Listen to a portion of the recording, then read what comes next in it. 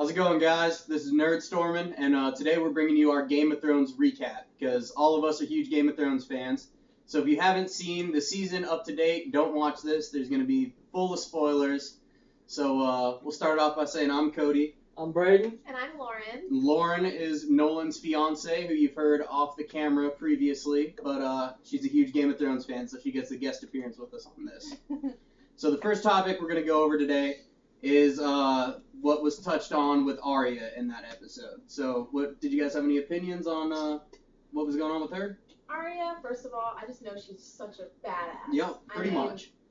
The thing is I don't know how far she's gonna take it. Yeah. Or how far or how deep she's gonna go, because like you saw before, she hid the sword, and in order to be a faceless, you have to completely let yourself or the former who you were go. And I don't think she's ready. I don't think she's ready either. I don't think she's ever going to be ready. Yeah, I agree with Braden. I don't think she's ever going to be ready. But I do think that everything that she's learning is going to be such crucial information for what she's going to have to go through later in life. Yeah. She holds such a deep grudge, though. Yep. I mean, like when she sat out on the steps. Yeah. And that's one of the reasons I think that she's never going to be ready. Yeah, because she's never going to get over, the Hound, and, I don't think she knows, but Joffrey, she still wants to kill, and Cersei is still on her list. I don't know if she can ever get rid of that, No, and I'm sure she's gonna kill whoever the hell she wants to kill. Yeah, I mean, she's got her list, and she's gonna use this to, use these skills that she's acquiring right now to get to the take end. care of it. Yeah. To take care of those issues. And her list is just gonna grow once she gets out, because she's already got it in for Walter Frey, and then she's got the Boltons on that list now, but once she knows exactly what happened with Sansa, which we get to later, that's going to put Ramsay and Roose right on the list, Completely agree. What do you think about her in the task that she's doing right now? Do you think she's going to go through with it? No, I don't think she's going to go through with it. The only way that I see it is just, perfect training. She'll become such a badass to the point where she's so close to becoming a faceless, and then leave or get kicked out or something like that, and then she pretty much know all the content that she needs to know and just apply it in her own personal. Me and you have mentioned this before, and we already mentioned it, that I think that she's definitely going to try to attempt to kill that blonde chick that in the faceless. Yeah. I definitely think so. Yeah, the one that she tries to play the games with a couple episodes previous, and it doesn't quite work out. Yeah, that girl does not like her at all. Yeah. You can tell. Well, she's been in there for how long, and Arya's farther than she is. Yeah. Well, Arya's just a badass. Well, all the Starks are, But from that blonde chick's point of view, that's why she hates on her so much. Pure jealousy, yeah. Alright, so let's go ahead and move on to the next topic, and we're going to go ahead and touch on Cersei Lannister and what she's going through currently. Oh, my God. I hate her, and I'm so glad that she's finally getting a taste of her own medicine. She needed that. She needed to... She gloated, and she thought she was on a high horse, whatever. You're going to be in the dirt one day. Yeah, finally getting what's coming to her, which is so nice to see after everything she's done, because she hasn't quite directly done anything, but she's been a piece in everything that's happened in the show that I hated, Yeah, everything. I loved Robert Baratheon, but you kind of knew he was going to die, and she had her hand in that. Then she was in Joffrey's ear the entire time with Ned Stark's execution. Yeah. She had her own words said in the Red Wedding with the phrase and the Boltons. She's just always has her word. there. She needs to be at the top to feel good, to feel awesome and empowered. And, she's never...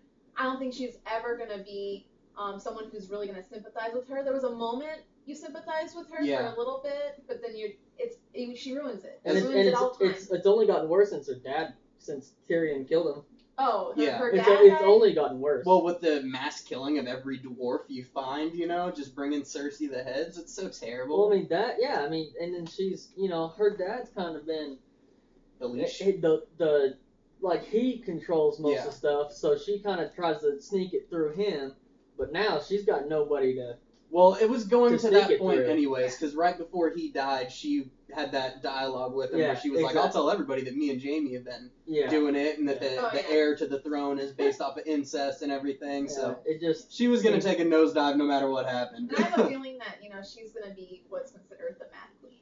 Yeah. I think so. I could definitely see that. That's a good theory. Yeah. I mean, they already have a Mad King, so Cersei's definitely going to fit. Yeah, Alright. Ready to move on? Yep. Yes. I guess third topic is Sansa and Theon. Oh my gosh, Sansa and Theon. A lot to say about that. Theon, but I hate him as well. I hated Theon until he went through what he had to go through. Didn't deserve it. No man deserves that ever Never. in life. You could take the worst character in that show. You could take Cersei and do that to Cersei, and it's not fair. Not. I mean, even the guy I hated the most, I would never think to take away his mentionables. Yeah, like well, that's the worst. Just everything to just, as he said it was perfectly. He was punished until piece by piece there was nothing left of Theon Greyjoy. Yeah, that's that. He's like, I'm not Theon anymore. Yeah, he was cut to pieces. He had his cock and balls sent to his father and sister in the Iron Isles. Yeah, I mean, it's tortured, brutal, beaten. It was one of the worst things that I've ever had to watch, even though you didn't quite see, the bad stuff. But you know what? I think though it's funny that they're both like reunited because if you think about it, both of them have gone through crazy shit, and so like you have both of the crazy shits together, and they're doing their own. They're meeting each other and like finally kind of talking to each other and figuring out what's been going on. You know, kind of like that. And I feel so sorry for Sansa. I really hate it for her. I hate it. See, but I have the feeling that everything that she's gone through is just building her to be one of the most powerful people in Westeros. Because you look at all the powerful people that she's been tortured by and been around. I mean, she's been around Joffrey, who was powerful, which was like the best way to teach her what not to do, Mm-hmm. But then she also had Cersei around her. She had Marjorie Tyrell around her. Yeah. She had Littlefinger around her, Tyrion around her, all people that were giving her advice at some point in her life. And I mean, if that doesn't make you the most powerful person in Westeros, then I don't know what does. I'm also afraid, though, that she might, because she has all this hate for so many people, that there is a chance that she might turn into Cersei. Yeah. That she could be so enraged that she just is like, you know what? Everyone's going to get my feeling of pain, and everyone's going to feel what I felt because no one helped me when I asked them to help me. You know? I don't know. I feel like she's going to be a Cersei possibility. Yeah. Well, the big part of this episode was the fact that we finally got to hear Theon say to Sansa that Bronn and Rickon were still alive, which was just huge to any fan of the show because the only people that know they're still alive are Roose and Ramsay Bolton, I believe. There might be one or two more. I was so surprised when he actually said something because he never disobeys. He never ever. And so for him to actually do that, was... Yeah, I know. And it was huge. Because they never crossed paths with anybody. And I guess Theon's the only one that would have known, and then I guess Ramsay. Yeah, because when he was shaving Ramsay previously, he asked him about the boys, and he said he didn't kill them. Yeah. And I'm pretty sure it was Roose, Ramsay, and like maybe two other people that you don't ever see again were in that situation. But what a relief to know that her brothers are not dead. I know. That she has family that are still. Well, I feel like that might be the tipping point for Sansa because she's got this feeling of she's the only one. She has no life left. She's just like a punching bag, Yeah, but now to find out that she still has Brandon and Rickon out there somewhere, that might be what gives her that push. It could be bad too, though.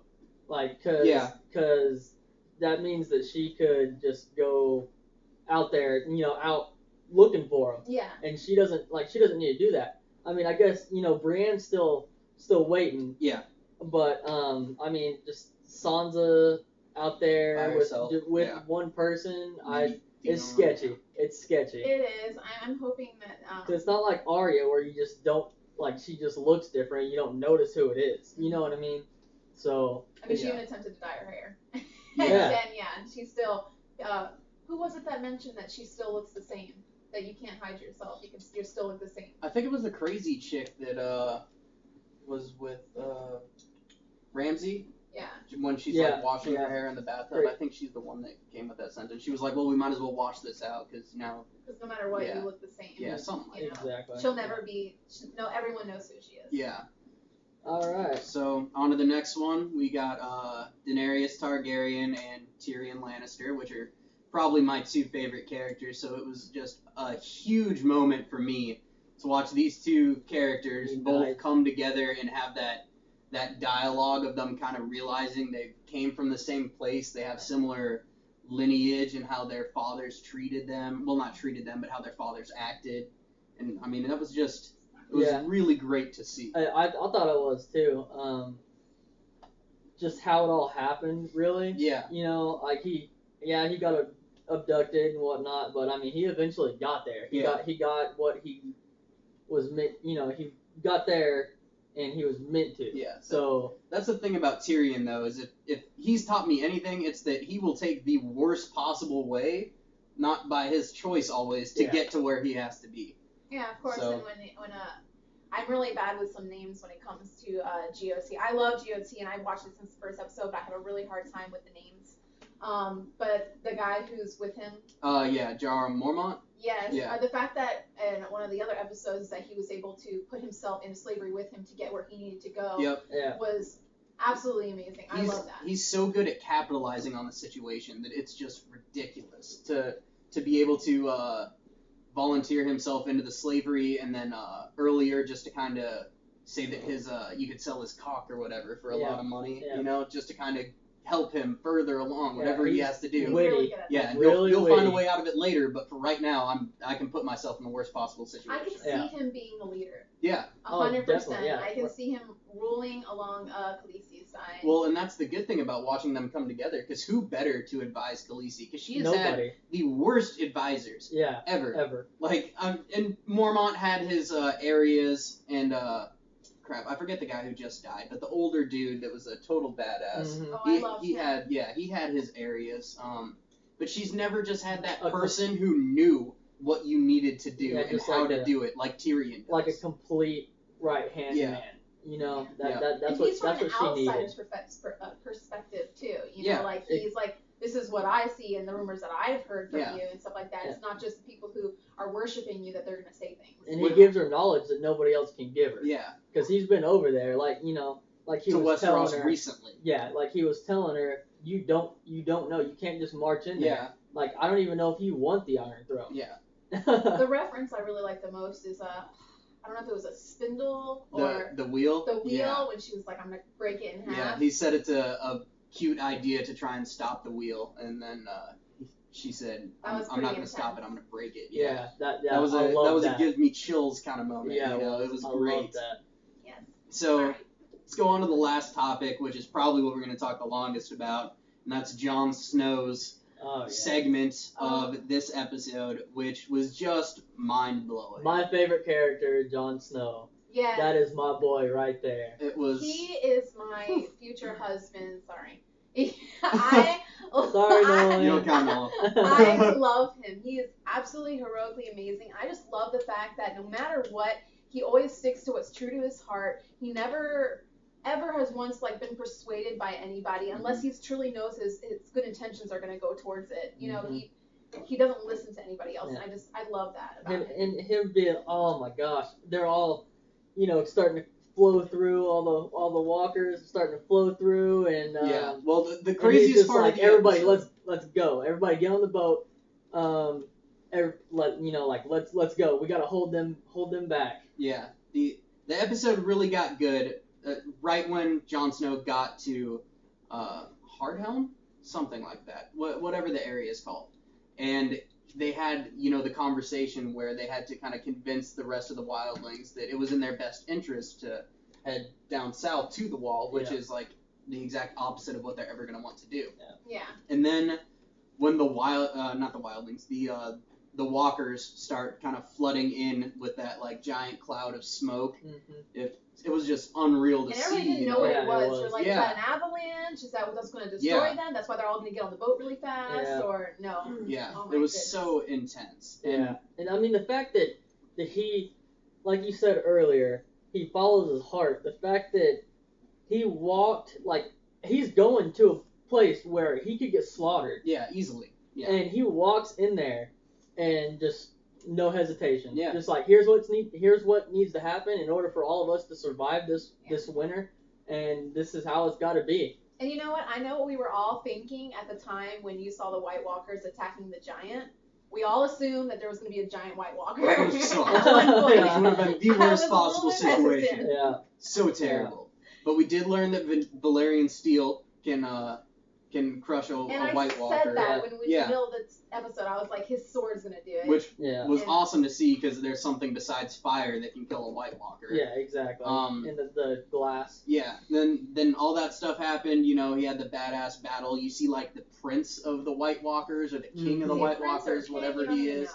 Who knows? We're gonna find out though. And it's Yeah. gonna be awesome. And then that like come at Yeah. me, bro When they're on the moment. boat, he Yeah, just like or- raises I love up. how and no then- one knew what he was doing at first. Yeah. Everybody's like, I don't understand what's this hand Yep. gesture. And then he's all the doing. dead just kind of come rising up. So awesome. Yeah. Yeah.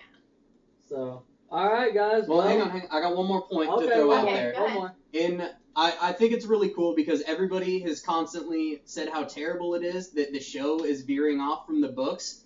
The assault on Hardhome is what it's called, I believe, was not in the books. That's not something that happened. Really? Yeah, Jon Snow was not there. It was just you heard that something happened at Hardhome. So, Okay. I mean, that's one of the best episodes I've ever seen of anything ever.